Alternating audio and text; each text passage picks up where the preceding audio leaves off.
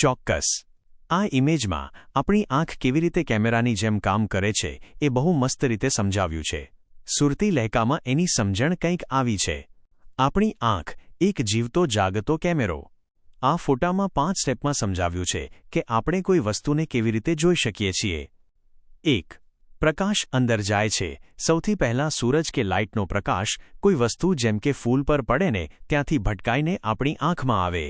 આંખનો જે ઉપરનો ભાગ છે જેને કોર્નિયા કહેવાય તે કેમેરાના કાચ જેવું કામ કરે છે. 2. Control room iris. હવે કેટલો પ્રકાશ અંદર લેવો એ આ આઇરિસ નક્કી કરે. એ એક ગેટકીપર જેવું છે. જો બહુ તડકો હોય તો એ કાણું પ્યુપિલ નાનું કરી નાખે ને અંધારું હોય તો મોટું કરે જેથી આપણે બરાબર જોઈ શકીએ. 3. Focus setting. આપણી આંખમાં એક લેન્સ હોય છે. એનું કામ શું? તો કે પેલા ફૂલના ચિત્રને આંખના પાછળના પડદા એટલે કે રેટિના પર એકદમ ચોખ્ખું ક્લિયર દેખાય એવું સેટ કરવાનું. 4. મેસેજ મોકલવો. રેટિના પર જે ચિત્ર બને ને તેને ઓપ્ટિક નર્વ એક જાતનો વાયર પકડીને સીધો મગજ સુધી પહોંચાડે છે. 5. મગજનું કામ. છેલ્લે આપણું મગજ એ મેસેજને ઉકેલે છે ને આપણને સમજાવે છે કે ભાઈ આ તો મસ્ત ગુલાબનું ફૂલ છે. એક મજાની વાત, ડીડ યુ નો?